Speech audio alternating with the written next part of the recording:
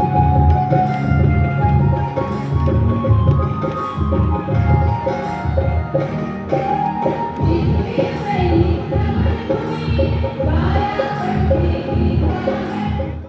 নমো নারায়ণ, জয় শ্রী মহাকাল।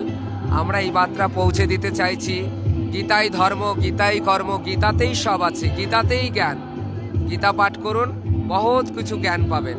যাতে হিন্দু রাষ্ট্র ঘোষণা হয়। হিন্দুরা অনেক পিছিয়ে পড়েছে, বিভিন্ন পরিস্থিতি প্রচন্ড খারাপ, তার জন্য আমরা এখানে এসেছি যাতে হিন্দু রাষ্ট্র ঘোষণা হয়, এটাই আমার পক্ষ থেকে চাইছি। বছর ঘুরলে বিধানসভা নির্বাচন, তার আগে রবিবার ব্রিগেড প্যারেড গ্রাউন্ডে অনুষ্ঠিত হলো 5 লক্ষ কণ্ঠে গীতা পাঠ। অনুষ্ঠানে যোগ দিতে কাতারে কাতারে মানুষ আসেন শহর কলকাতায়। ওড়িশা, বিহার, বাংলাদেশ ও নেপাল থেকেও বহু মানুষ এসে উপস্থিত হয় ব্রিগেডে। সকলেই বোঝালেন গীতা পাঠের মাহাত্ম্য। শ্রীকৃষ্ণ কিভাবে অর্জুনকে মার্গদর্শন করিয়েছিলেন সেই গল্প শোনালেন অনেকে। ভগবান শ্রীকৃষ্ণ এই গীতার মধ্য দিয়ে জগতে শান্তির বাণী প্রতিষ্ঠা করতে চেয়েছেন। শ্রীকৃষ্ণ গীতায় বলেছিলেন, যদা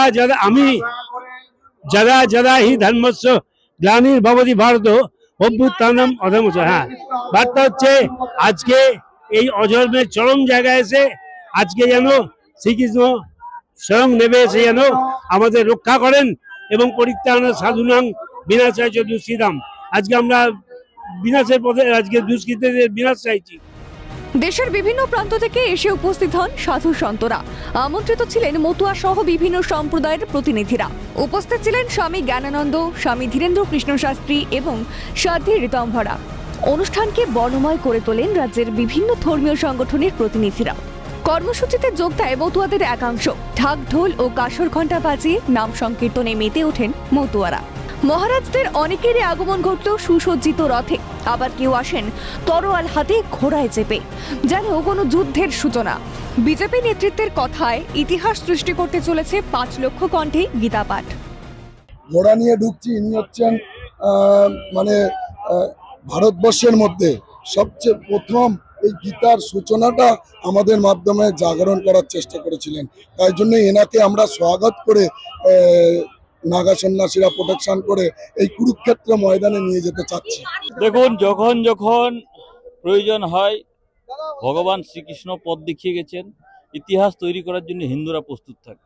হ্যাঁ, ইতিহাস তো তৈরি হচ্ছেই। এর আগের গত বছরও এখানে লক্ষ কণ্ঠে গীতা পাঠ হয়েছে এবং সেখানেও লক্ষাধিক লোক এসছে, আর এবার সেটা 5 লক্ষ ছাড়িয়ে যাবে।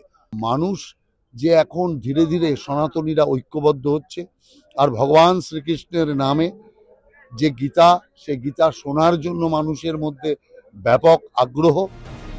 লক্ষাধিক মানুষের পদধ্বনি ও খোল করতাল, শাকের আওয়াজে মুখরিত হয় ব্রিগেড প্যারেড গ্রাউন্ড।